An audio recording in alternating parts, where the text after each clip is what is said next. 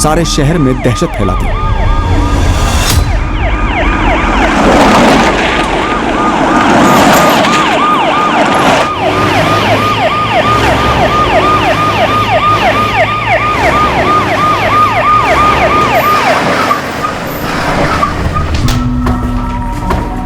चलो ये यहाँ लोग करे, ये चल पकड़ा बच्चा, बाजूला क्या? ये डब्बे वाला, सारी गाड़ी हटाओ, जल्दी जल्दी जल्दी जल्दी। आस्ते आस्ते, चला ये बाजूला क्या? आस्ते आस्ते, ये इतने गाड़ी, ये चल जाओ दे, ये पार्टी भाई के, आस्ते आस्ते।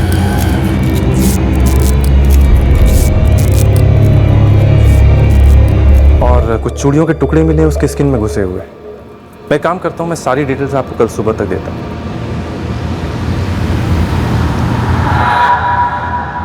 एकदम सड़ गई है, फिर भी भेज दो, सभी पुलिस थानों में भेज दो। सड़न देख के लगता है कि मर्डर 3-4 दिन पहले हुआ। ये 3-4 दिन पहले की मिसिंग कंप्लेंट्स निकलवाओ, कल सुबह तक और भी डिटेल्स मिल जाएंगी। सभी पुलिस थानों में बोल दो कि कल सुबह तक और डिटेल्स दे दी जाएंगी। कम से कम प्रिलिमिनरी काम तो शुरू हो। हमें कॉल करके इन्फॉर्म किसने किया था? कॉल करने वाला एक ऑटो ड्राइवर जो ट्रेस हो गया, और कल ये चेक कर रहा है कि आसपास के एरिया में कहाँ सीसीटीवी है। अगर आपको पता चला है कि मैंने आपको फ़ोन करके बताया है तो इसलिए पता चला है कि मैंने ही अपने फ़ोन से कॉल किया था और फ़ोन बंद भी नहीं किया। चंदन किसी को बोरियां रखते हुए कि देखा था? और देखा होता तो मैडम कल फ़ोन करता ना। और मैं हर रात यहीं पे अपना रिक्शा खड़ा करता है, अंदर ही सोता है। सुबह चाय पीने के लिए बाहर गया तो बोरियां देखी तो डाउट गया।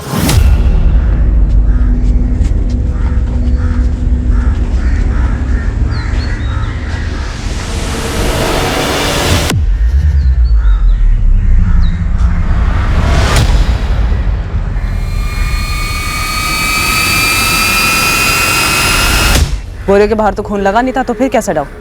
कचरा भी तो हो सकता था ना। और मैडम इधर कोई कचरा नहीं फेंकता है, और जिस तरह से बोरियां लगी हुई थी कचरा नहीं लग रही थी। और मैं अकेला नहीं था जिसने देखा, बाकी ऑटो वाले भी थे, सब कट लिए। आज सुबह ही देखा? हाँ साहब, आज सुबह ही देखा। चंदन, और कौन कौन ऑटो वाले जो अपना ऑटो यहाँ पे पार्क करते हैं, सबका नाम लिखवा दो। मैं सबको नहीं जानता मैडम। देख चंदन, तुम जितनों को जानता है उनकी डिटेल्स बता दे, बाकी हम पता कर लेंगे।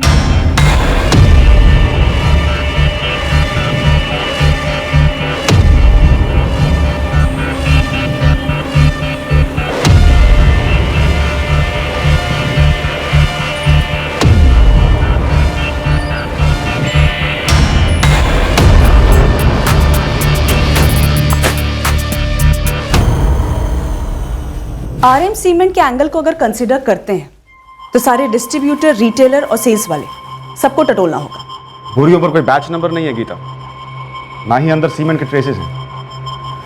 इन बोरियों को काफी टाइम से खाली करके रखा होगा। कंस्ट्रक्शन साइट का वर्कर हो सकता है जिसने इन दोनों बोरियों को स्पेशली इसी काम के लिए रखा होगा, या फिर कातिल ने कहीं से खरीदी होगी। खाली बोरियां तो ज्यादातर रद्दी वाले रखते हैं, या फिर कुछ दुकानें ऐसी होती हैं जो बोरियां बेचती हैं। सर एक काम करते हैं, जहां लाश मिली थी हमें उस एरिया के आसपास जितने भी कंस्ट्रक्शन साइट हैं और रद्दी वाले हैं, इन दोनों से स्टार्ट करते हैं। बॉडी के 8 पीसेस थे, सारे एक ही औरत के। औरत और बॉडी को इतने क्लीन तरीके से काटा गया है कि कुछ भी कहना मुश्किल है। 31 और 38 के बीच की रही होगी। टाइम ऑफ डेथ आपको मिलने के कम से कम 48 घंटे पहले मारी गई। आज 7 सितंबर है तो आप 4 सितंबर पकड़ लो। 4 को मारी गई, 6 को लाश मिली, यानी 5 को लाश कहीं रखी गई होगी और फिर काट का ठिकाने लगा दिया। पॉसिबिलिटी है, लेकिन एग्जैक्ट डिटेल्स तो आपको कौन ही बता पाएगा जब आपके हाथ आए। आप पैर के बिछिया के बारे में बात कर रहे थे, और चूड़ियां? हाँ, वो निकाली है हमने, और मेरी एक टीम मेंबर ने कहा कि वो नॉर्थ इंडियन स्टाइल है। सर, इसमें जो स्टोन लगा हुआ है ना, ये ज्यादातर हमारे नॉर्थ साइड की औरतें ही पहनती हैं। नॉर्थ साइड किसी खास जगह से? यूपी, बिहार, पंजाब? किसी खास जगह के बारे में तो हमें नहीं पता, लेकिन हाँ, हमारे पश्चिम यूपी की औरतें तो यही पहनती हैं। एक और बात, बॉडी के टुकड़े सिंगल अटेम्प्ट में अलग किए हुए। सिंगल अटेम्प्ट मतलब कुल्हाड़ी जैसी किसी चीज से वार किया हो? नहीं, ये आर पार की कटिंग।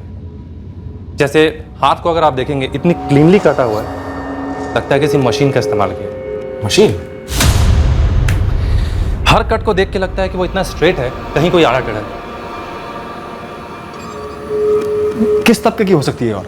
इसमें मैं आपकी कोई हेल्प नहीं कर सकता। एक तो लाश इतनी बुरी तरह से गल गई थी और बॉडी पर जो कपड़े थे ये इतनी बुरी तरह से खून में लिपटे हैं कि इनके सलवार सूट का ओरिजिनल कलर भी समझ नहीं आया। ये किस टेलर का है, किस ब्रांड का है, कुछ समझ नहीं आया। हालांकि कंचन का कहना है कि इसके प्रिंट को देख के लगता है कि ये उत्तर भारतीय है।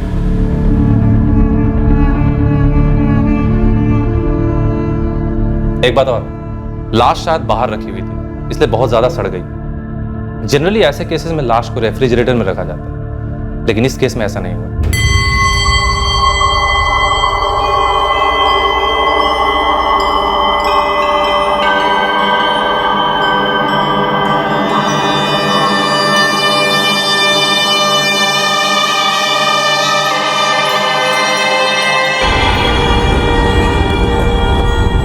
ये हड्डी के आर पार काटने वाला इलेक्ट्रिक सॉ मशीन हो सकता है, वो लकड़ा काटने वाला टिम्बर मार्ट्स में जो यूज होता है,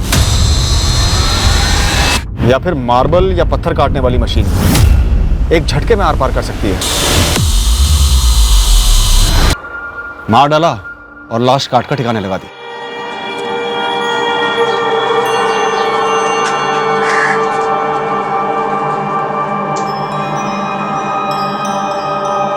नॉर्थ इंडिया के पुलिस स्टेशंस में केस डिटेल्स भेजें, ये पिछिया की आइडेंटिफिकेशन करवाएं। चांस लेते हैं सर। वैसे भी हमारे हाथ में फिलहाल कुछ है नहीं, लेकिन सबसे पहले साइबर सेल की मदद लेनी होगी। पहले एक चेहरा तो बने।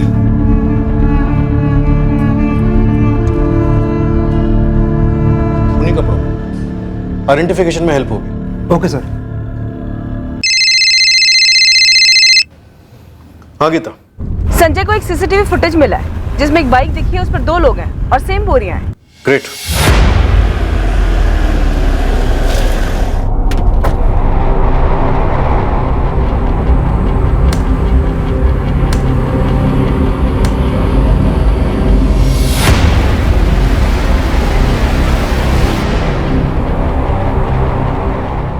जहां बोरिया मिली उससे थोड़ी दूर की दुकान पर थी ये सीसीटीवी।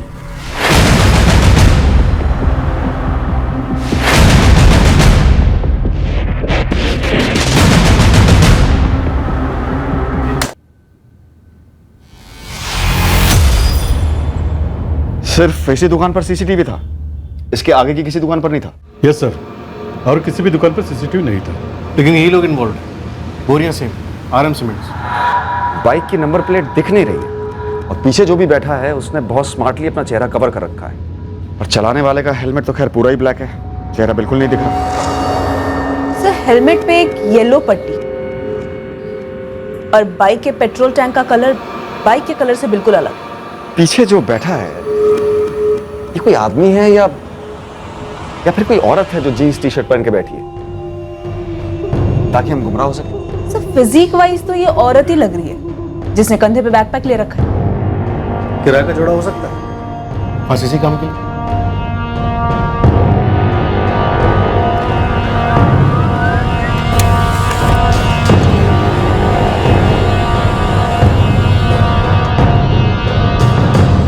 एनलार्ज करने पर भी कुछ खास नजर नहीं आ रहा। फिर भी हिला देते हैं, शायद कोई पहचान जाए। बाइक, हेलमेट, कुछ भी। बाइक पुरानी दिखती है लेकिन पेट्रोल टैंक अलग रंग का है। नवीन, लोअर मिडिल क्लास एरियाज पर ज्यादा फोकस करो। बाइक मैकेनिक्स और ऑटो स्पेयर पार्ट्स वालों को भी टटोलो। हो सकता है किसी ने हाल ही में पेट्रोल टैंक बदलवाया हो। हमने पूरे शहर में इन 2 बाइक सवार लोगों को खोजा। हमारे सामने जो भी ऑप्शंस थे हम उस पर काम करते रहे। संगीन जुर्म था और इसकी तह तक जाना जरूरी था। हमारा नेटवर्क भी काम पर लगा था, यह पता करने कि शायद किसी ने इन दोनों को पहचान लिया हो। मीडिया के थ्रू हमने इस केस को काफी पब्लिसिटी दी। हमें लगा था इससे शायद कोई औरत को पहचान ले। औरत 8 महीने पेट से थी, 1 महीने में डिलीवरी होती। इस एडवांस स्टेज में किसी ना किसी गायनेकोलॉजिस्ट के पास तो गई होगी, कोई मैटरनिटी होम जहां डिलीवरी होने वाली थी। एब्सोल्युटली सर, किसी ना किसी हॉस्पिटल में अपॉइंटमेंट तो जरूर लिया होगा डिलीवरी के लिए। डॉक्टर ने डेट्स दी होंगी चेकअप के लिए, ड्यू डेट दी होगी, लेकिन ये अब कभी नहीं पहुंच पाएगी। आई थिंक हमें सारे ऑब्स्टेट्रिशियन, गायनेक और मैटरनिटी होम को टारगेट करना चाहिए। Hello, Somlal maternity hospital. Hello, Vibho nursing home. Hello, Ragini maternity hospital.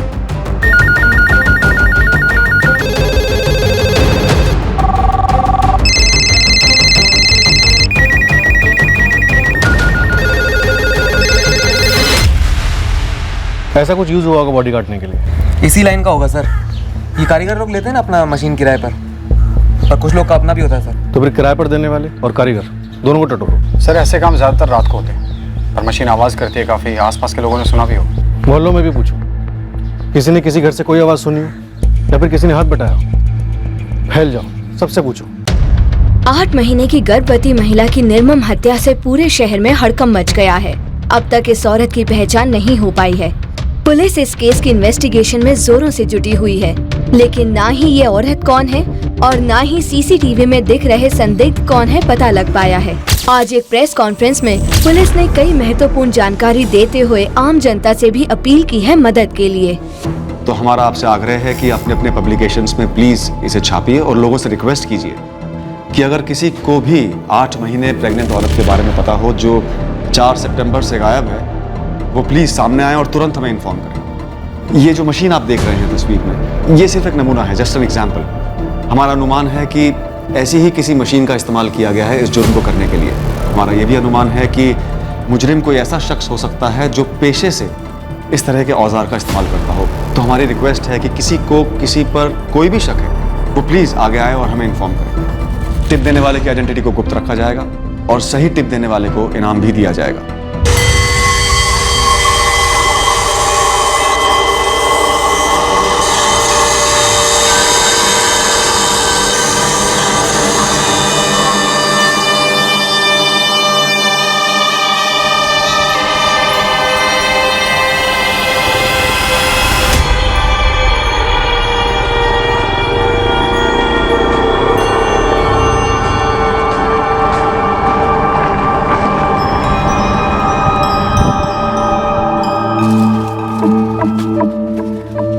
Uncle इस नंबर पर कॉल लगाइए ना। कॉल लगा तो 2 रुपया लगेगा।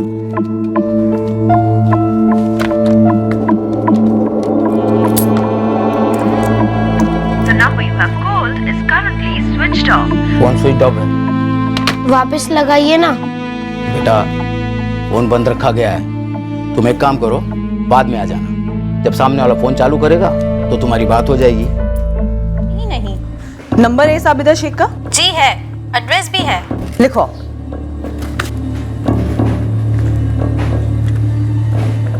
Thank you.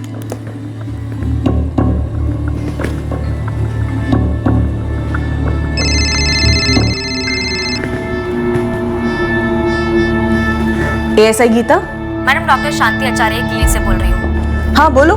मैडम आपने मांगा था ना अपॉइंटमेंट, किसका छूट गया है? हाँ हाँ, कौन थी? 11 तारीख का एक अपॉइंटमेंट था मंजू चंद्रा का, आज 4 तारीख हो गई है, आई नहीं अब तक। नाम और एड्रेस बोलो फटाफट। The number you have called is currently switched off. Please try again later.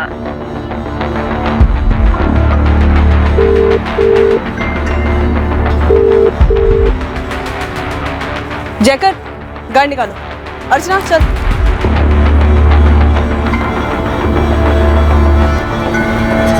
साहब कुछ मिला है। क्या मिला है गुरु? एक रद्दी की दुकान मिली है सर। आरएम सीमेंट की बोरियां यहीं से खरीदी गई थी। दुकान का एड्रेस मैसेज कर दो गुरु, मैं वहाँ पहुँच रहा हूँ।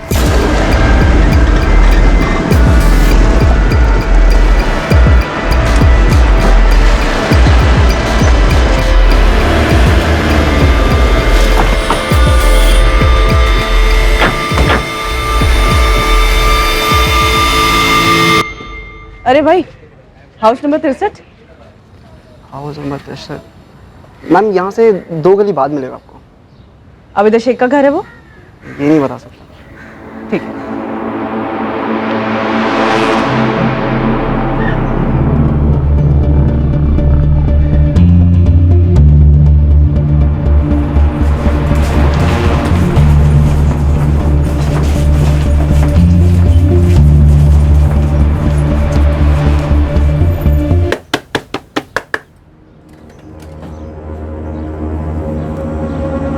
जी, आबिदा शेख का घर यही है? क्यों, क्या बात है? आप कौन लगती हैं उसकी? आप काम बोलो जी। देखो आबिदा का फोन स्विच ऑफ आ रहा है। या तो तुम उसे घर से बाहर निकालो या मैं घर में घुस के चेक करूँ। क्या चेक करेगी आप? 8 महीने प्रेग्नेंट है ना वो। तो ये डॉक्टर नमिता के पास उसका 9 तारीख का अपॉइंटमेंट था, गई क्यों नहीं वो? उससे आपका क्या ताल्लुक है? देखो सीधे सीधे ये बताओ वो घर पर है या नहीं।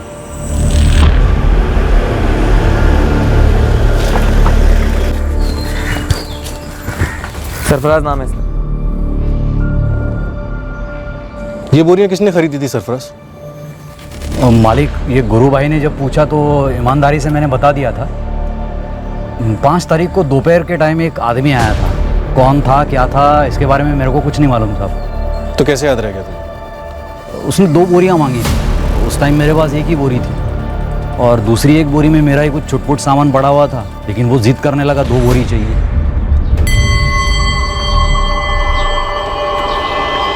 भाई सुनो, गोनी मिलेगी? गोनी चाहिए?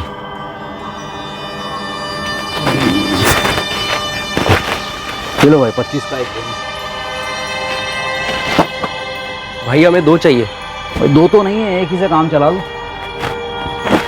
तो वो वाली खाली करके दो हमें। कौन सी? वो वाली। अरे ये बेचने के लिए नहीं है भाई, इसमें सामान बड़ा है हमारा, ये नहीं मिलेगी भाई। ये रखना है तो एक रखो, वरना माफ़ करना। हम दोनों का मिलाकर 200 देने के लिए तैयार है। 200?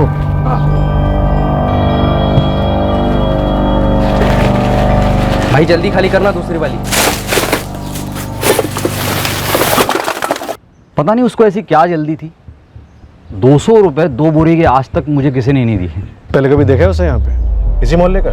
नाना साहब, उसको तो पहली बार ही देखा और इस मोहल्ले का तो गारंटी से नहीं था। ये देख, ये तो पहले भी देख चुका हूँ साहब, ये अखबार में भी छपी थी और गुरु भाई ने भी एक बार दिखाया। वैसे देखा जाए तो ये हो सकता है, लेकिन मैं पक्का नहीं बोल सकता साहब। साले 50 का माल रोज रोज कोई 200 में बेचता है क्या? शक्ल कैसे भूल सकता है तू? स्केच बनवा दे चल। अरे गुरु भाई क्या अभी, हर रोज इतने सारे बंदे दुकान में आते, कैसे याद रहेगा? और वैसे भी ये कोई खास बंदा तो था नहीं। मेरे को खाली सौदा याद है, उसका बंदे का थोपड़ा याद नहीं है साहब। मैं पूरे मोहल्ले में फील्डिंग लगा देता हूँ सर। किसी के घर में रुका मेहमान भी तो हो सकता है। एक बिगड़ छूटना नहीं चाहिए गुरु। 5 तारीख को बोरियां खरीदी गई थी। मोहल्ले में कोई सीसीटीवी है तो 5 तारीख का फुटेज निकलवा। देखो जबरन मेरे घर में घुसने नहीं दूंगी मैं। मुश्ताक भाई समझाइए ना मैडम को। मैडम एक बार बताओ तो सही, अबीदा को क्यों ढूंढ रही है? एक केस का मामला है, बुलाओ आबिदा को। केस? क्या केस? मेरे आबिदा को इस सब में क्यों घसीट रही हो आप? आबिदा का शौहर रिजवान कहाँ है? वो सऊदी में काम करता है। देखो चुपचाप ये बता दो आबिदा घर पर है या नहीं, और अगर नहीं है तो 3 सितंबर से गायब है या 4 सितंबर से। तो मैडम आप क्या बोल रहे हैं? आबिदा गायब क्यों होगी? अगर नहीं गायब है तो बुलाओ ना, बुलाओ। ये लो आ गए अबीदा।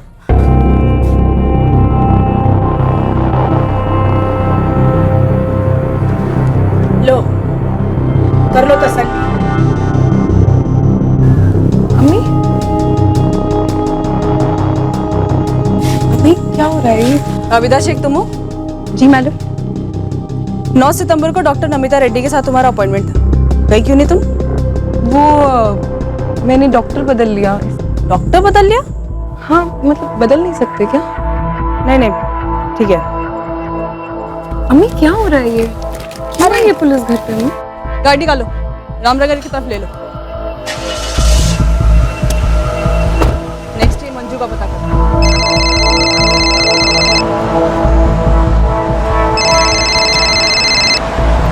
हेलो जी ये किसका नंबर है? इस नंबर से फोन आया था। मैं पुलिस। तुम मंजू चंद्रा बोल रही हो? हाँ हम मंजू चंद्रा हैं।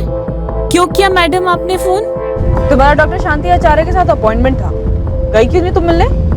हाँ वो हम गए नहीं क्योंकि हमारी ननन दूसरे डॉक्टर को दिखाने के लिए बोली। ठीक है गाड़ी थाने ले। सर गुरु अपने लड़कों के साथ खोजबीन कर रहा है, लेकिन अभी तक कुछ भी हाथ नहीं लगा। मिसिंग कंप्लेंट भी कोई मैच नहीं हुई?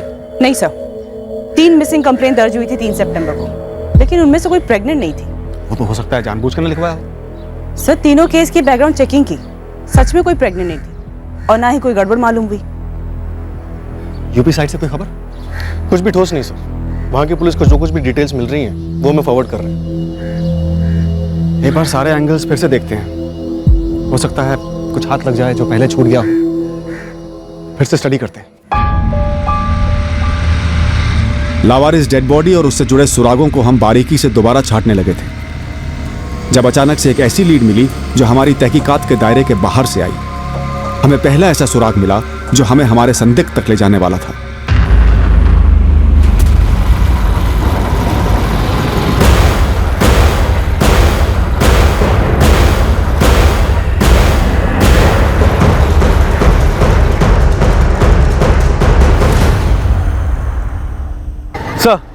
सर ये वही बाइक थी सर, मैं 100% कंफर्म हूँ। बाइक का टैंक का कलर भी सिल्वर था और बाइकर ने वही हेलमेट पहनी थी जो हमने उस दिन तस्वीर में देखी थी। बढ़िया बढ़िया जगन, तुम बाइक का नंबर तो नोट कर पाए ना? सॉरी सर, मैं नंबर तो नोट नहीं कर पाया। हाँ, लेकिन गोविंद राय सर्कल के सीसीटीवी में बाइक कैप्चर हुई है। वो बढ़िया, तो तुरंत उसका फुटेज भेज दो। जी सर, मैंने अपने सीनियर से बात की है, उन्होंने फुटेज निकलवा लिया है। आधे घंटे में आप तक पहुँच जाएगी।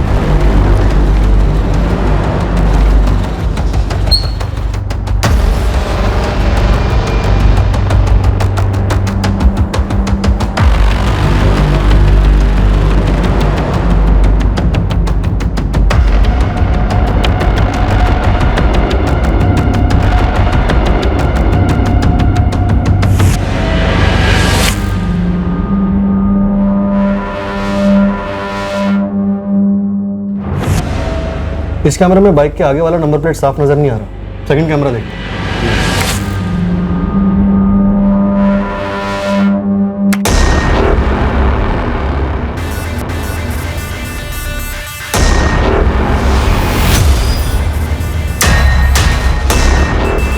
हमें हमारा सस्पेक्ट मिल गया नवीन, उठा लाओ इसे।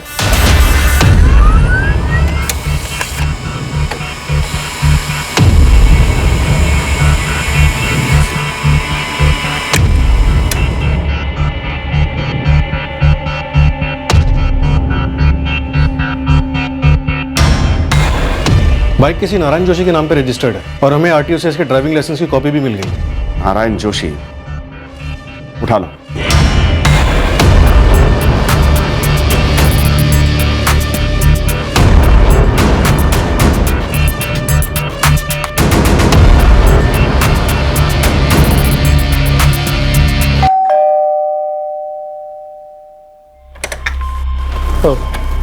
जी, ये औरत कौन है?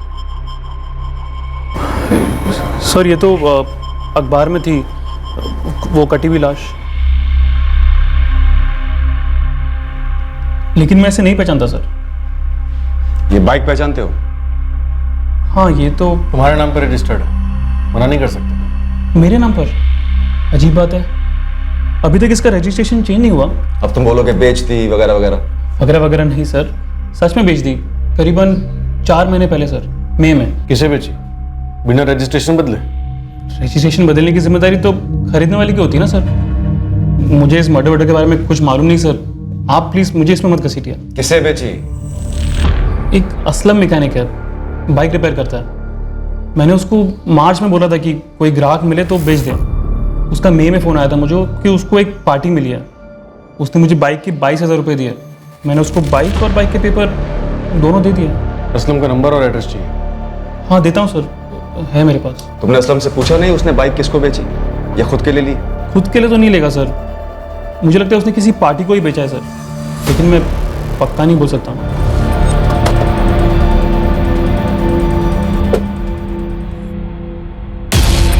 असलम हाशमी कौन है?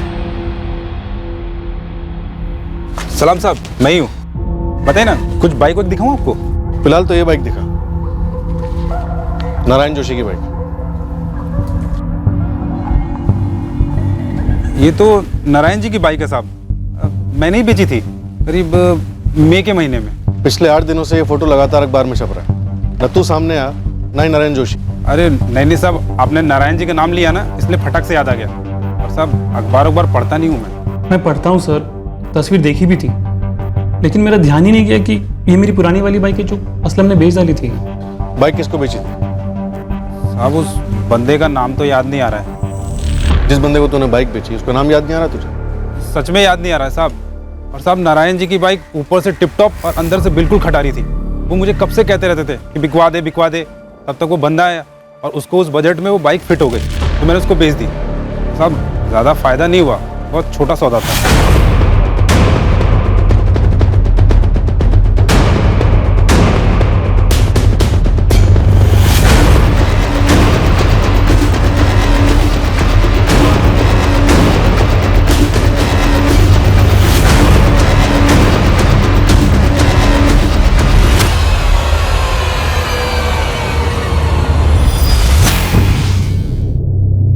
साहब मैंने उसको 2-4 बार कॉल करके बोला कि भाई आके अपना कागज़ ले जा, पर साहब वो आया ही नहीं। फिर मैंने भी छोड़ दिया और तब से ही कागज़ मेरे पास ही पड़ा हुआ है। और 4 महीने बाद उसी बाइक पे 8 महीने प्रेग्नेंट औरत की बॉडी ट्रांसपोर्ट हुई। अरे मैडम मुझे कैसे पता होगा कि वो बाइक कोई कांड करने के लिए खरीदी गई थी? असलम हाशमी, बोल दे कौन थी वो मारी गई औरत, और ये औरत कौन है जो तेरे साथ बाइक पे बैठी है पीछे? किसने सुपारी दी तुम लोगों को? अरे साहब किसी ने सुपारी उपारी नहीं दी, मैं बस ईमानदारी से अपना गराज चलाता हूँ साहब। तेरे घर से तो कुछ नहीं मिला असलम, चल बोल वो कटर कहाँ से लिया तूने? अरे साहब मैं किसी कटर वटर के बारे में नहीं जानता साहब, और साहब वो बाइक मैंने उस बंदे को बेची थी। हाँ तो नाम बोलना उसका।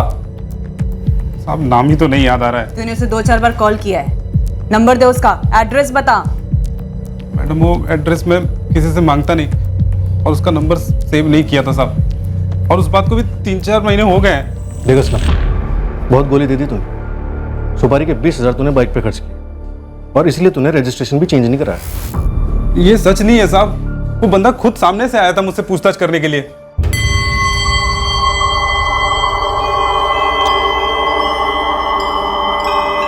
हाँ भाई सुन, तेरी नज़र में कोई सेकेंड हैंड अच्छी सी बाइक है, खरीदनी है? अभी फिलहाल तो नहीं है। एक काम करो, अपना नंबर दे दो मुझे, कुछ होता है तो बोलता हूँ। एक काम कर, तू अपना नंबर दे दे, मैं मिस कॉल मारता हूँ। हाँ ले लो। तू उसे नहीं जानता, वो तुझे नहीं जानता, फिर तेरा ही गैराज मिला तो उसे बाइक लेने के लिए?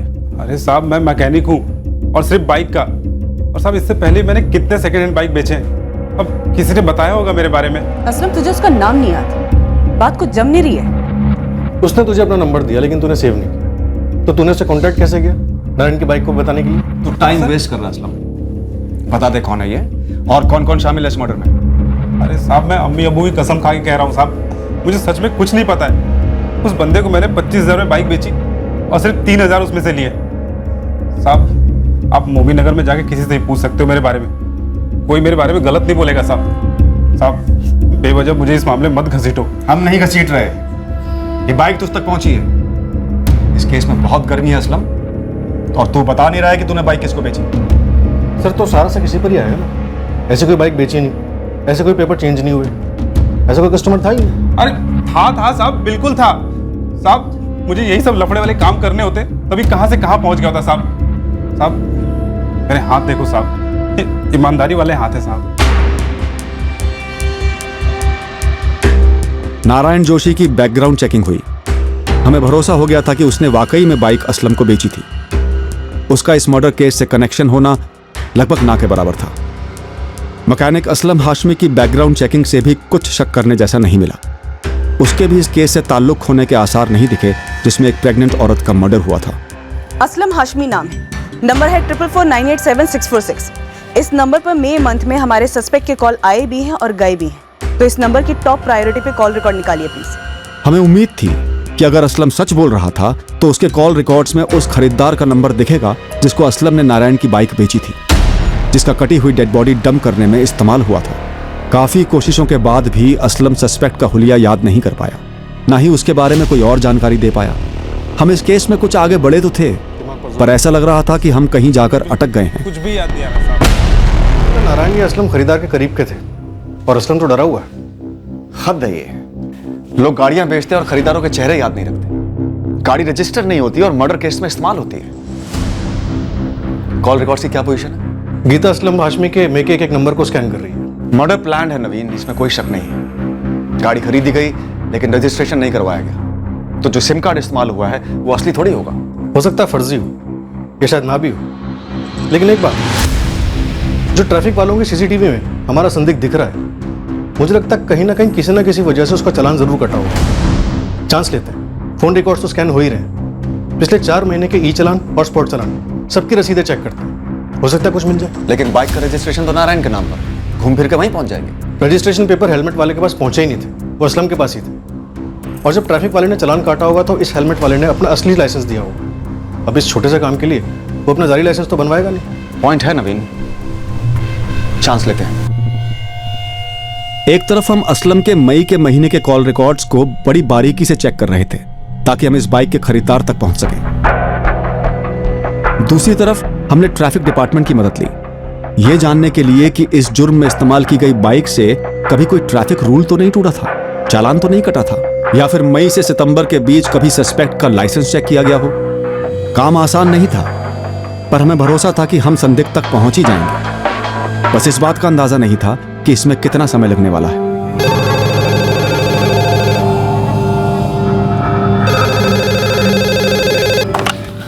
सब इंस्पेक्टर नवीन शास्त्री। सर, बिना हेलमेट बाइक चलाने के चार्ज पर चालान काटा था इसमें, जिसे आप ढूंढ रहे हैं। सर, चालान की कॉपी मिल गई है। कौन है ये प्रसाद? 4 जून और 11 जुलाई 2 बार इसका चालान कटा था। सर, दोनों ही बार इसके पास सेम लाइसेंस था। सर, बाइक का नंबर है MHX1HR54Y3। लाइसेंस नंबर, नाम, पता? लाइसेंस नंबर तो आरटीओ को भेज दिया है सर, लेकिन सर मुझे नहीं लगता ये लाइसेंस नंबर अपने पुणे आरटीओ का है। बिना रजिस्ट्रेशन के बाइक के खरीदार की लाइसेंस की कॉपी हमारे हाथ लग गई। यह हमारे सस्पेक्ट की ही थी और अब हमारी तहकीकात का एक अलग नया पन्ना खुल गया था। ड्राइविंग लाइसेंस जोधपुर के पास रहने वाले किसी ललित यादव के नाम पर रजिस्टर्ड है।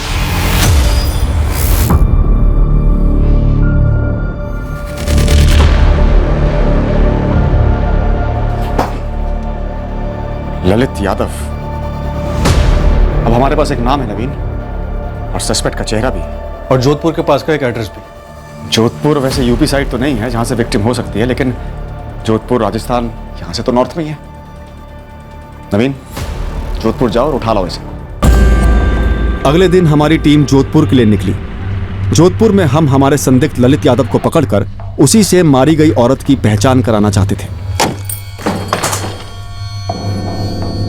तुमको क्या लगा हमको कुछ पता नहीं चलेगा? क्यों?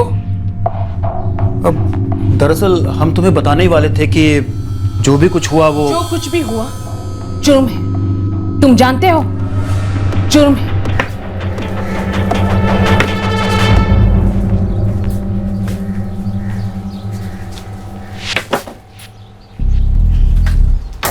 राम राम काका। हाँ, राम राम।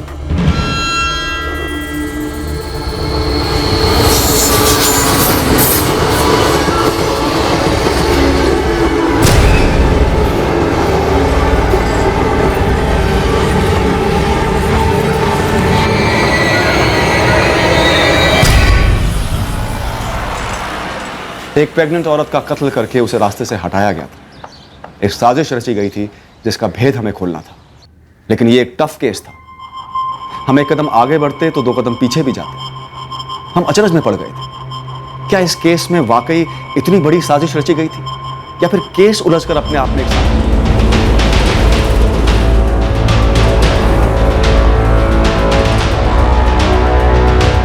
मैडम, ये ललित यादव अब तक तो हवा हो गया होगा पुलिस। हो सकता है। नवीन सर इसके जोधपुर वाले एड्रेस पे पहुंच रहे हैं, लेकिन तू अपने सारे लड़कों को काम पे लगा दे गुरु। अगर ये पुणे से बाहर गया भी होगा तो कहीं ना कहीं से इसका फुटप्रिंट तो मिलेगा ही मिलेगा।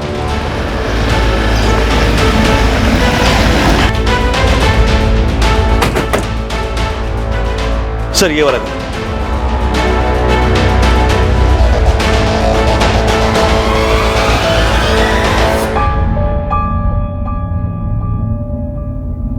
सुनिए, ये आदमी ललित यादव ही है ना? जी साहब। ये उसके घर पे ताला लगा है।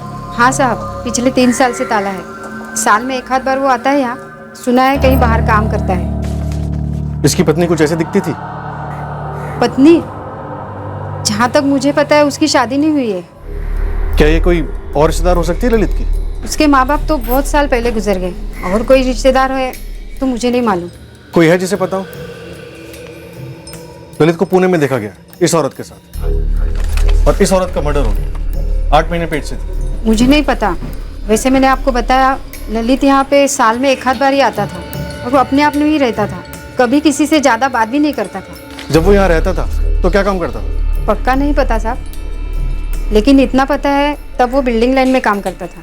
मोहल्ले में किसी और को कुछ पता है कि ललित यादव इस समय कहाँ हो सकता है? नहीं, 6-7 पड़ोसियों से पूछताछ की, सबका यही कहना है कि वो यहाँ जोधपुर में कंस्ट्रक्शन लाइन में काम करता था। हाँ, हमने भी वही गैस किया था। सबका कहना है कि वो जब लास्ट टाइम यहाँ जोधपुर में आया था तो सबसे ये कह रहा था कि वो पुणे में काम करता है।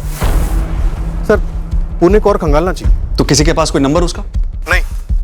विक्टिम के फोटो पे कोई रिएक्शन? नहीं, किसी को उसकी निजी जिंदगी के बारे में कुछ नहीं मालूम, और सबका कहना है उसकी शादी भी नहीं हुई थी। अब पुणे में ललित यादव की हमारी खोज और गहरी हो गई। पुणे के हर कंस्ट्रक्शन साइट को हमने अपने रडार में ले लिया, इस उम्मीद से कि ललित यादव शिफ्ट भले हुआ हो, वो शायद अब भी पुणे में ही होगा।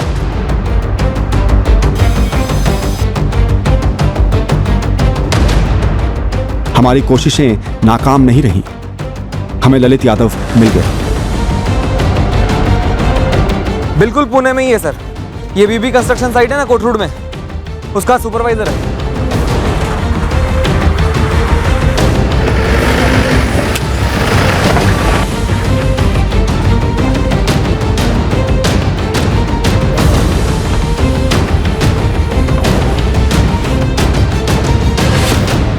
ललित यादव वहां पर है। काम के लिए रोते रहोगे, जब काम मिल जाएगा तो फिर काम नहीं करोगे, ठीक है?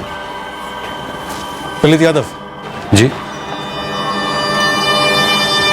आप लोग कौन? पुलिस। लेकिन मैंने क्या किया है? मैं इस औरत को नहीं जानता साहब। मर्डर किया और जानता नहीं?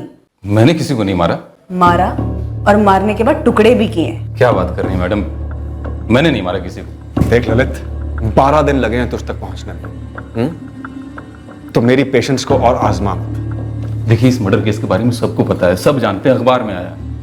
आप मुझे क्यों इस मर्डर केस से जोड़ रहे हैं सब? मैं किसी औरत को नहीं जानता हूँ, सच्ची बता रहा हूँ। आप मेरे घर की तलाशी ले सकते हो। तलाशी लेंगे हम, पूरी तलाशी लेंगे, पूरी तहकीकात भी करेंगे, और हमारे सुराग तक पहुंचने का तो इंतजार कर मत, बहुत महंगा पड़ेगा तुझे।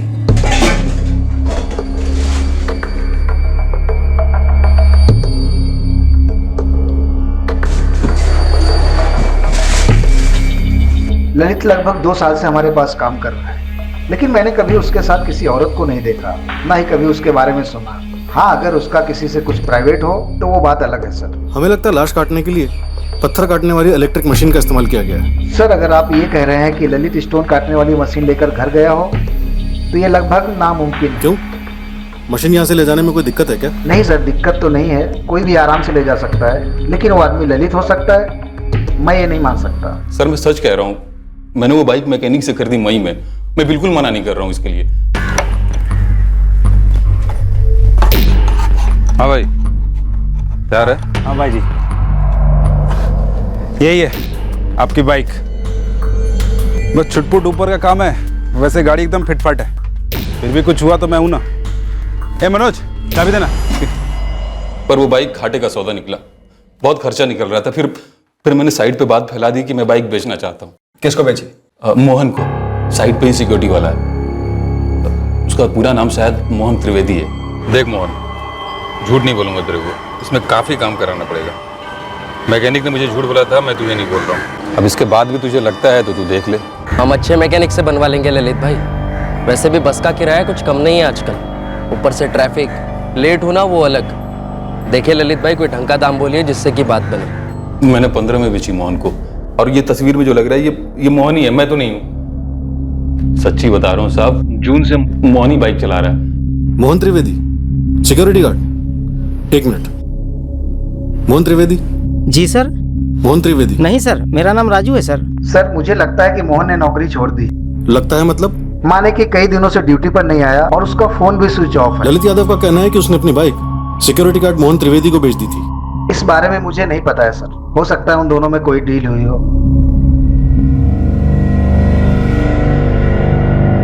मोहन तो आया नहीं 12 सितंबर से ड्यूटी पे। साहब, मैंने ही सीनियर सुपरवाइजर जगदीश को बोला कि कोई और गार्ड देख ले। साहब, मोहन फोन नहीं उठा रहा था। साहब यकीन करो मेरा, ये बाइक तो मोहन ही है, मैं नहीं हूँ। और ये जो औरत पीछे बैठी है बाइक पे, ये कौन है? और वो प्रेग्नेंट औरत जिसको टुकड़े करके फेंक दिया गया, वो कौन थी? मुझे नहीं पता साहब, और मुझे ये भी नहीं पता कि मोहन ने ऐसा क्यों किया। सीधा आदमी है। हाँ तो इसका पता तूने किया ना कांड, और सारा जिम्मा मोहन पे डाल रहा है। कैसी बात कर रहे हैं साहब, मैं क्यों करूंगा? मैंने नहीं किया साहब, अकेले रहता हूँ। आप चाहो तो मेरे घर जाके तलाशी ले लो, पूछ लो, पता कर लो, अकेले कमाने खाने वाला हूँ साहब, मैं क्यों करूंगा ऐसा? सर सिक्योरिटी एजेंसी से मोहन त्रिवेदी का एड्रेस मिला है, वहीं जा रहा हूँ। 12 सितंबर से गायब है, मुझे नहीं लगता वहां मिलेगा, फिर भी देख लो।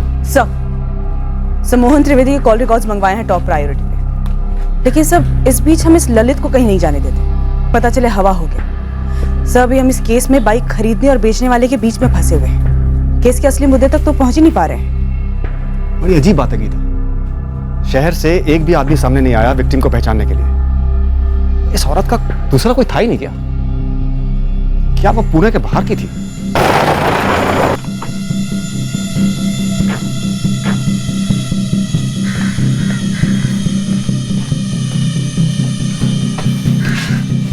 पता करो ये खुली मोहन की थी या फिर किराए पर रहता था।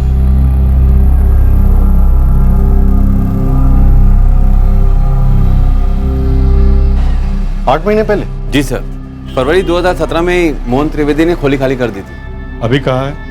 वो तो मुझे नहीं मालूम, लेकिन एग्रीमेंट में उसके गांव का एड्रेस है वैसे। ताहिरगंज, कानपुर, उत्तर प्रदेश। कानपुर डिस्ट्रिक्ट में पड़ता है ताहिरगंज। तुरंत निकलता हूँ टीम लेकर, वहां छुपा होगा तो उठा लाता हूँ। सर मोहन त्रिवेदी के मौजूदा पुणे वाले एड्रेस के बारे में किसी को कुछ भी नहीं मालूम। ललित यादव, सीनियर सुपरवाइजर जगदीश फुले और सिक्योरिटी एजेंसी सबसे बात की। कॉल रिकॉर्ड्स आते आते 2 दिन का टाइम लग जाए, तब तक ताहिरगंज स्कैन करते हैं। वो नहीं मिला तो उसकी फैमिली मिलेगी, कोई तो ऐसा मिलेगा जो उसे जानता हो, कुछ तो हाथ लगेगा। ठीक है नवीन, तुम निकलो, मैं हेडक्वार्टर्स में बोलकर यूपी पुलिस को इन्फॉर्म करवा देता हूँ। गीता, फोन कंपनी पर प्रेशर डालो, मोहन त्रिवेदी के कॉल रिकॉर्ड्स जल्द से जल्द मिलने चाहिए। ये खोज अब हमें उत्तर प्रदेश ले गई, इस उम्मीद में कि ताहिरगंज में हमें मोहन त्रिवेदी मिल जाए या उसके बारे में कोई जानकारी मिले जो हमें उस तक ले जाए और इस केस को क्लोज करे।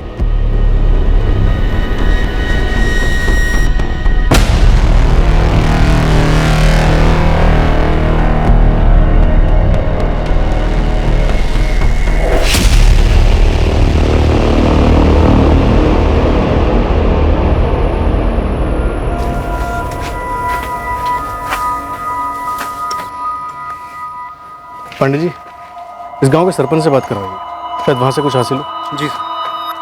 हमें यहां से मोहन के परिवार के बारे में एक जानकारी मिलने वाली थी। यह जानकारी जुर्म से जुड़ी थी या नहीं, यह अभी हमें पता नहीं था। मोहन तो 2 साल पहले ही चला गया था पुणे काम करने के लिए। और उसके माँ बाप?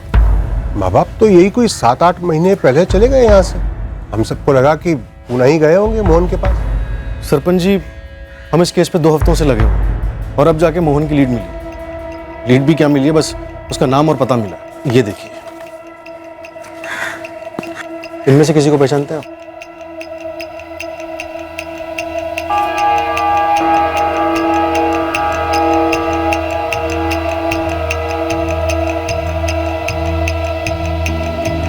इसमें से कोई क्या पहचान पाएगा साहब? देखिए सरपंच जी, हम काफी दूर से आए, एक बार गौर से देखिए प्लीज, हो सकता है आप कुछ बता सकें।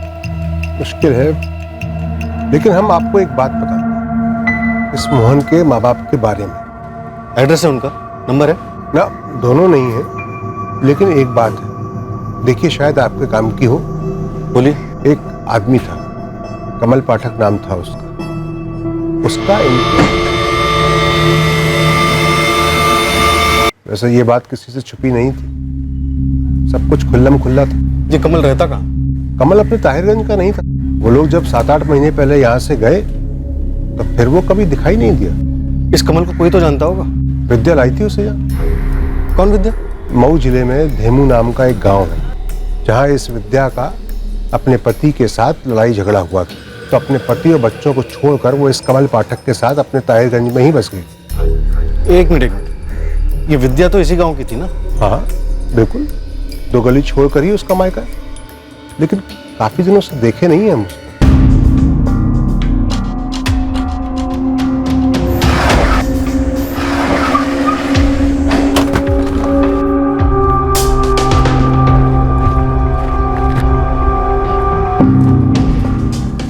महाराष्ट्र पुलिस से विद्या वर्मा यहीं रहती है? जी साहब, हम विद्या के पिता हैं। क्या बात है साहब? विद्या कहाँ है? वो यहाँ नहीं है। कमल पाठक के साथ है। बात क्या है वो तो बताइए। हम मोहन त्रिवेदी को ढूंढ रहे हैं। तो साहब उसका हमारी बिटिया से क्या ताल्लुक? आपको नहीं पता? पूरा गांव जानता है। आपकी बेटी विद्या इस कमल को लेकर यहाँ पे आई थी और कमल का मोहन के घर पे आना जाना शुरू हुआ। क्यों शुरू हुआ ये आप लोग भी जानते हैं। अब हम मोहन के माँ बाप को ढूंढ रहे हैं जिससे कि हम मोहन को ढूंढ सकें। उसके लिए हमें विद्या को ढूंढना है। वो कई दिनों से यहाँ नहीं आई और उसने पैसे भी नहीं भेजे। खुद के पति और बच्चों को छोड़कर उस कमल के साथ यहाँ चली आई और कमल भी अपने परिवार को छोड़कर यहाँ चला आया। तो मोटी मोटी बात यह है कि विद्या कमल के साथ चली गई। हाँ चली गई। पता नहीं ऐसे क्या घुस गया हमारी बिटिया के दिमाग में, क्या कर बैठी, अपने हाथों से अपना घर बर्बाद कर दिया। साहब देवू गांव में जाकर कमल के बारे में पूछिए। वैसे साहब आप मोहन को क्यों खोज रहे हैं? दरअसल वो एक केस में शामिल है। सर वो केस क्या जाने दीजिए। आप लोगों के पास विद्या का नंबर है या वो भी नहीं है? हाँ है। अब रुकिए। इस केस की जड़ यहाँ विद्या के घर में ही थी। घूम फिर कर हमें यहीं आना था। धेमू गांव, मऊ जिला। जी सर। लग जाए इस कमल पाठक के पीछे। क्या पता मोहन तक कोई लीड मिल जाए। ठीक है, हो आओ धेमू। शाम तक मोहन के कॉल रिकॉर्ड्स हाथ में आने चाहिए। हो सकता है उससे पहले मोहन ही हाथ में आ जाए। जिला मऊ के धेमू गांव से हमें आशा थी कि कमल पाठक पर कोई लीड मिलेगी और वो हमें मोहन त्रिवेदी और उसके परिवार तक पहुंचाएगी। अब हम पूरी तरह मान चुके थे कि इस भयंकर हत्याकांड केस की चाबी केवल मोहन त्रिवेदी के हाथ में थी। देखिए, कमल हमारे बस नाम के पति हैं। एक अरसे से वो हमारे साथ नहीं रहते। इस वक्त कहाँ मिलेगा? ये तो उससे ही पूछिए जिसके साथ हैं। विद्या वर्मा। सारा गांव जानता है उन दोनों के बारे में। 2 साल हो गए हैं हमने शक्ल नहीं देखी है उनकी। इस औरत के कारण हमें और हमारे बच्चे को छोड़ के चला गया है वो। इन 2 सालों में कभी फोन पे बात हुई होगी? क्यों फोन आएगा? पर हम क्यों बात करेंगे? मोहन त्रिवेदी को जानती हैं आप? ये कौन है? छोड़िए। विद्या वर्मा का पति कहाँ मिलेगा? संतोष भैया। हाँ, पूना से पुलिस आई है। पुलिस? आपको क्या लगता है कि हम अपनी बच्चलन पत्नी के यार की खबर रखेंगे और अगर उसके बारे में आपको कुछ नहीं बताएंगे तो हमें जेल में डाल दीजिएगा? इस वक्त हमारे पास तुम्हारे खिलाफ कुछ नहीं है संतोष। बाहर में जाएं आप और आपकी तहकीकात। मर गई है विद्या हमारे लिए और वो कमल कुत्ता अगर आपके हाथ में लगे ना साहब, टुकड़े टुकड़े कर दीजिए उसके। विद्या कमल के साथ क्यों भागी थी? ये तो आपने सुना ही होगा कि हम हाथ उठा देते थे उस पर। तो क्या करते साहब? 3 बच्चों की माँ और पराये मर्दों की ऐसी भद्दी प्यास। मोहन त्रिवेदी को जानते हो? उसके माँ बाप रोहिणी और राजेंद्र त्रिवेदी। इनके बारे में हम कुछ नहीं जानते, ना हमने कुछ सुना इनके बारे में। और साहब सच तो ये है कि हमारे पास अब किसी के बारे में जानने और समझने के लिए समय नहीं है। 2 बेटियां हमारी जिन्हें पालना है, बड़ा करना है, उनकी शादी करनी है हमको। और साहब हमारा ना एक बेटा भी है, लेकिन वो विद्या उसे कहाँ ले गई हम कुछ नहीं जानते। प्रणाम।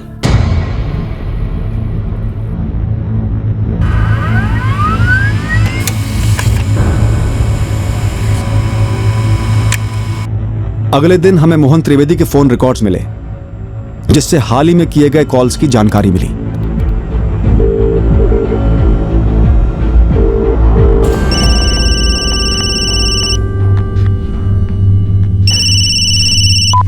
हेलो, कौन बोल रही हैं आप? फोन आप किए हैं। आप कौन बोल रही हैं? मोहन त्रिवेदी को कैसे जानती हैं? बेटा है हमारा। आप इस वक्त कहाँ हैं? जी हम घर पे हैं। आप कौन बोल रहे हैं लेकिन? और मोहन? मोहन गांव गया होगा, बता कर नहीं गया। लेकिन आप बताइए तो सही, बोल कौन रही हैं आप?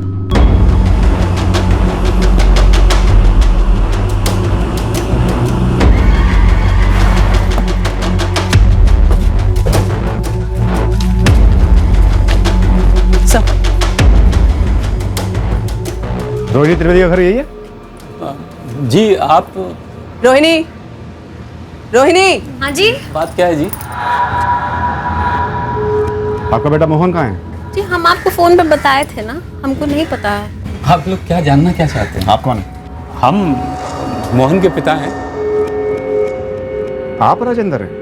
हाँ हम ही हैं। ये बाइक पे मोहन के साथ औरत कौन है? हमको नहीं पता।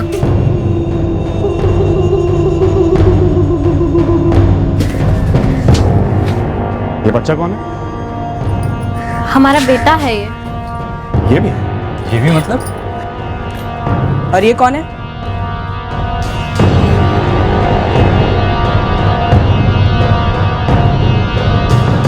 हमको नहीं पता। मोहन की बाइक का है, अपने साथ में लेके गया है वो। हमको नहीं पता है वो, हम तो गांव में रहते थे, 8 महीने पहले ही आए हैं मोहन के साथ रहने के लिए। और कमल पाठक भी गांव में था। और विद्या वर्मा भी।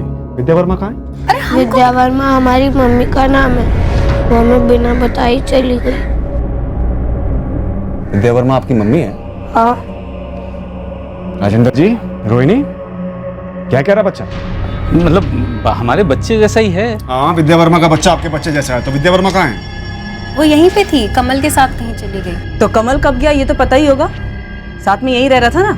हाँ, दोनों यहीं रह रहे थे, विद्या भी यहीं रह रही थी, लेकिन फिर दोनों चले गए बिना बताए। अब बच्चा तो रोज पूछता है माँ कहाँ है, माँ कहाँ है। उसके गांव में भी किसी को नहीं पता है कि कहाँ है। अब हम बताएं तो क्या बताएं, इसीलिए आप लोगों को भी कह दिए कि हमारा ही बेटा है। राजेंद्र जी चलिए हमारे साथ। लेकिन कहाँ? थाने, वहाँ चल के आराम से बात करेंगे। आप जो जो जानना चाहते थे हमने तो सब बता दिया, अब किस लिए? पूरे घर की तलाशी लो।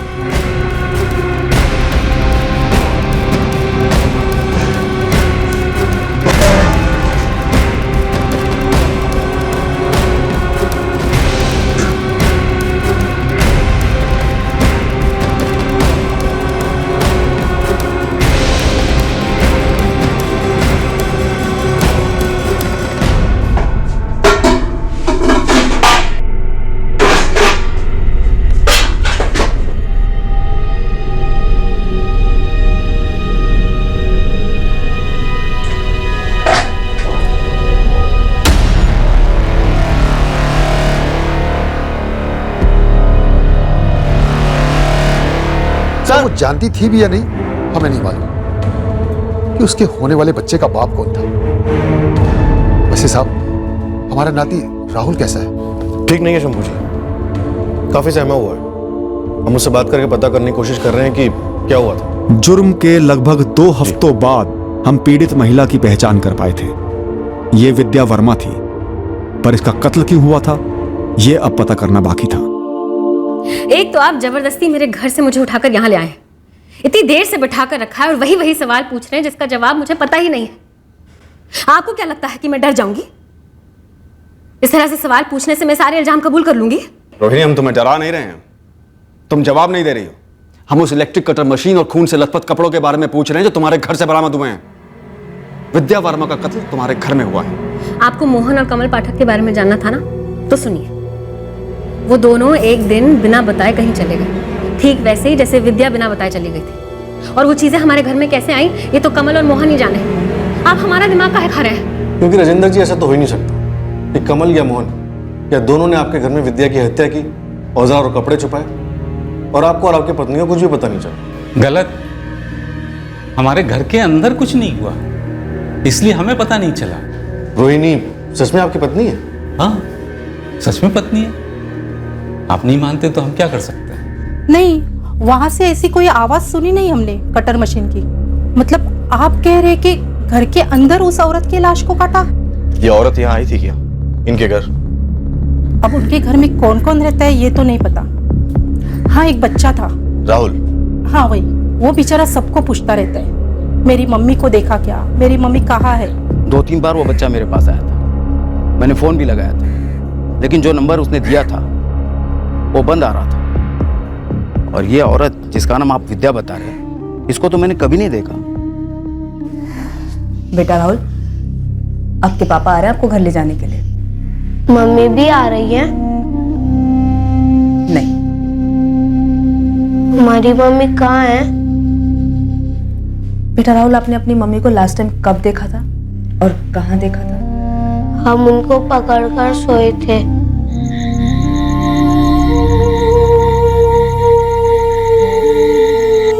फिर जब सुबह उठे तो मम्मी वहाँ नहीं थी। पूरे घर में देखा लेकिन वहाँ भी नहीं थी।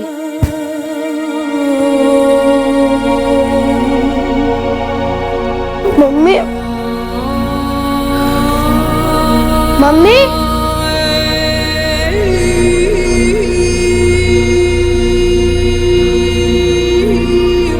हमारी मम्मी कहाँ गई?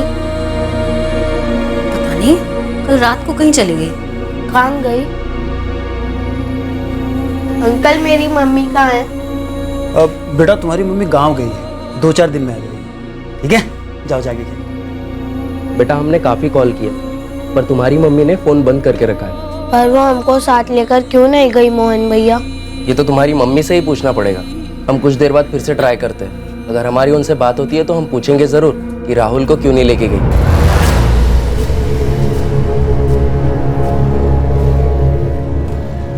सब बोल रहे थे 3-4 दिन, लेकिन मम्मी तब भी नहीं आई। फोन भी करवाया मम्मी के नंबर पे, लेकिन मम्मी का फोन बंद आ रहा था।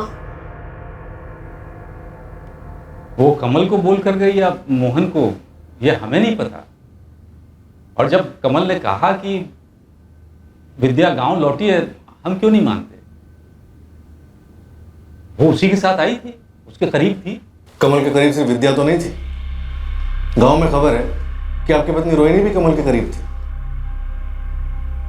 रही होगी, उसने तो हमें कभी कुछ बताया नहीं ना, गांव वालों से हमने कभी कुछ सुना। और जो कटिंग मशीन और खून के कपड़े आपके घर से मिले उसका क्या? कमल ने रखे होंगे।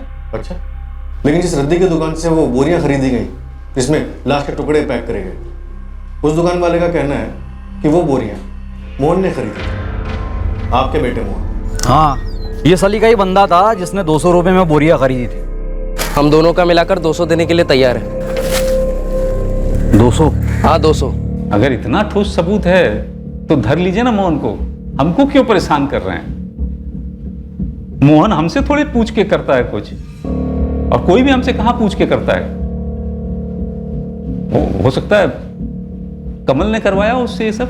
हाँ तो था हमारा कमल पाठक के साथ कुछ, इससे क्या है आपको?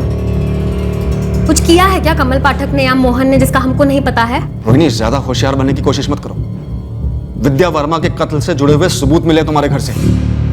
ऐसा हो ही नहीं सकता कि जिस किसी ने भी कत्ल किया हो उसका तुम्हें और तुम्हारे पति राजेंद्र को पता ना हो। कैसे पता होगा? आप कमल और मोहन को ढूंढ रहे हैं ना, तो फिर उनको पकड़कर पूछताछ कर लीजिए। आप हमारा दिमाग काहे खा रहे हैं? तुम्हारे पति राजेंद्र और कमल पाठक के साथ पुणे आती हो 8 महीने पहले तुम्हारे बेटे मोहन के साथ रहने के लिए। तुम्हारा रिश्ता चलता रहता है कमल पाठक के साथ तुम्हारे पति राजेंद्र और बेटे मोहन के सामने। उसके बाद विद्या वर्मा आती है, फिर भी तुम्हारा कमल पाठक के साथ रिश्ता बना रहता है जिसका विद्या वर्मा के साथ अफेयर चल रहा है। क्या विद्या वर्मा के कत्ल के पीछे ये एक त्रिकोण है?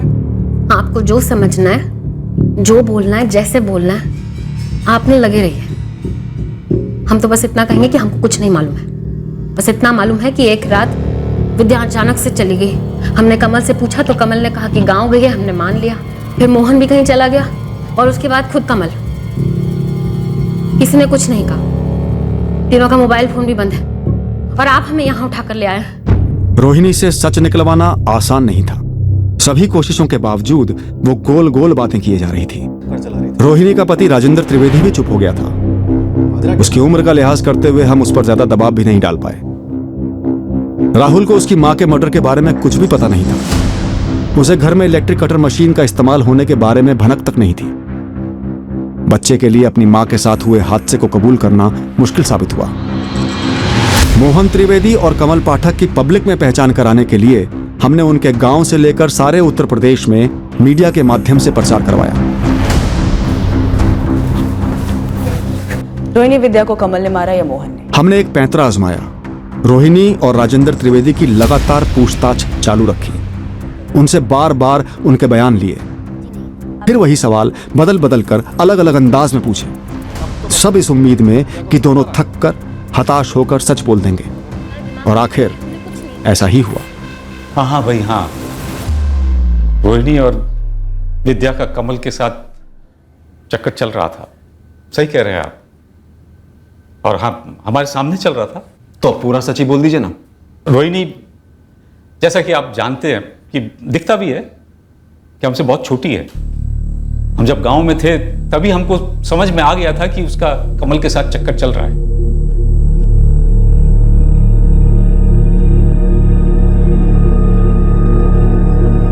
आगे रोहिणी, आगे। विद्या के साथ कमल पाठक तुम्हारे गांव आया, उसके बाद तुम्हारी उससे दोस्ती हुई, प्यार हुआ, बहुत कुछ हुआ। उसके बाद सब कुछ हुआ, सब कुछ हो गया। उसके बाद कमल को किसी के साथ बांट नहीं पाया, इसलिए मोहन को फोन करके कहा कि हम, उसके बाबा और कमल तीनों पुणे आएंगे उसके साथ रहने। अब घर छोटा पड़ेगा ना मोहन, तो बड़ा घर किराए पे ले लेना। अब 4 पैसे कमल भी कमाएगा तो घर के किराए में हिस्सा दे देगा, ठीक है? हाँ ठीक है माँ, हम बताते हैं, हम सोचते हैं कुछ। अरे सोचना वोचना क्या है इसमें? अब जितनी जल्दी हो सके तुरंत ही घर ले लो। हम बस 2-3 दिन में आ रहे हैं पुणे रहने के लिए तुम्हारे साथ। क्या 2-3 दिन में? हाँ 2-3 दिन में, समझ जाओ बस। कमल, वो पुणे जाने वाली बात तुम विद्या को बिल्कुल नहीं कहोगे, समझे? नहीं कहेंगे। हमारी कसम खा के कहो। अब बात बात में कसम मत खिलाया करो, एक बार बोल दिया ना हम नहीं कहेंगे, मतलब नहीं कहेंगे।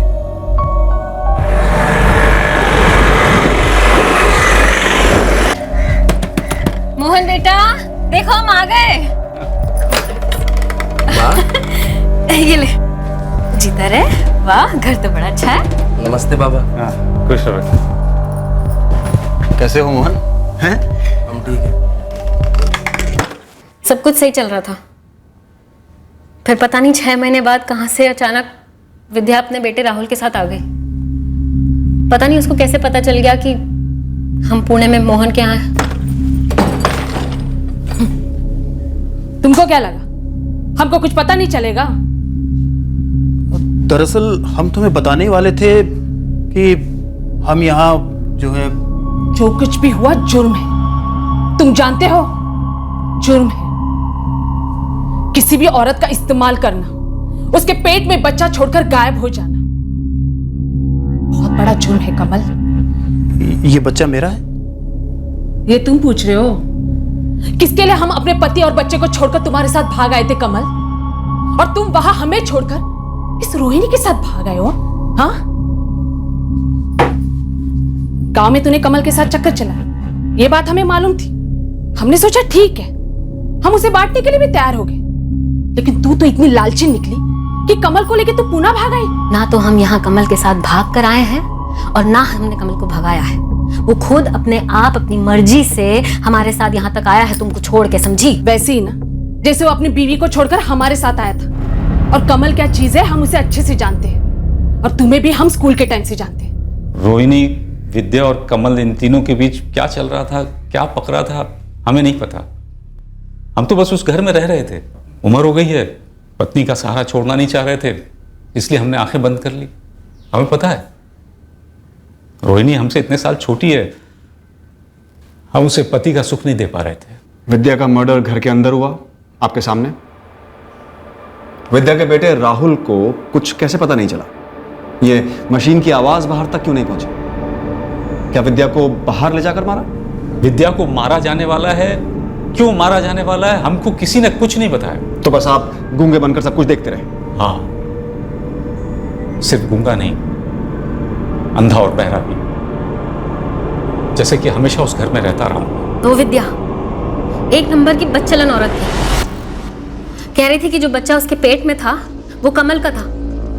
अरे ऐसे कैसे हो सकता है बिना सबूत? हो सकता है ना कि जो बच्चा उसके पेट में था वो किसी और का हो, और भी तो आशिक हो सकते हैं उसके। बच्चा कमल का है ये कह के उससे पैसे ऐट रही थी। अरे हम तो क्या, कमल भी उससे इतना परेशान था। क्या बात है, कहाँ ले जा रही है तू? सारे महीने भर की तनख्वाह जो है तुम उसके हाथ में थमा दोगे क्यों? तुम्हें भी देते हैं और उसको भी देते हैं। हाँ, लेकिन ज्यादा उसको देते हो। पेट से है वो, खर्चे ज्यादा हैं उसके, और हमने नहीं बुलाया चला के उसे, खुद आई है वो यहाँ पे। हमने तो कहा था चले जाए यहाँ से, मगर नहीं। और वैसे भी ये घर तुम्हारा है, तुम्हारे बेटे मोहन का है। अरे निकाल के फेंक दो उसे। निकालना नहीं चाहते हम उसको। तो कहाँ चाहती हो फिर? फिर उसके अगले दिन कमल भी निकल गया। हम सच कह रहे हैं, कमल हमको नहीं बताकर गया कि वो कहाँ गया है। मोहन कहाँ है रोहिणी? बाइक लेकर गया? पता नहीं, लेकर गया हो तो कहीं छुपाई होगी। और वो कहाँ छुपाई है? देखो रोहिणी, अगर इतने सारे सच हम तुमसे उगलवा पाए ना तो बाकी सारे सच भी हम तुम्हारे हलक में उंगली डाल के निकाल सकते हैं। बोलो। देखिए, आप लोग अगर चाहते हैं तो हम आपको मोहन का पता बता सकते हैं, लेकिन कमल कहाँ है ये हम नहीं जानते, और उसका फोन भी बंद है। कहाँ है मोहन? मोहन एक लॉज से भागकर दूसरे लॉज में छुप रहा था। अलग अलग नंबर से अपनी मां रोहिणी के टच में था। हमने आखिर में उसे पकड़ लिया, उत्तर प्रदेश से। क्या हुआ था 4 की रात? हम सो रहे थे सर। मोहन की पूछताछ के दौरान उसने वही सारी बातें दोहराई जो उसकी मां रोहिणी ने हमें बताई थी। वो तुम्हारी नानी। चाइल्ड केयर कमेटी की सारी फॉर्मेलिटीज पूरी करने के बाद राहुल, विद्या का बेटा, विद्या के माता पिता को सौंप दिया गया। वो गहरे सदमे में थे ये जानकर कि उनकी बेटी के साथ क्या हुआ था। कमल पाठक के गांव धेमू में कांस्टेबल तैनात कर दिया है सर्विलेंस के लिए, पर कमल अभी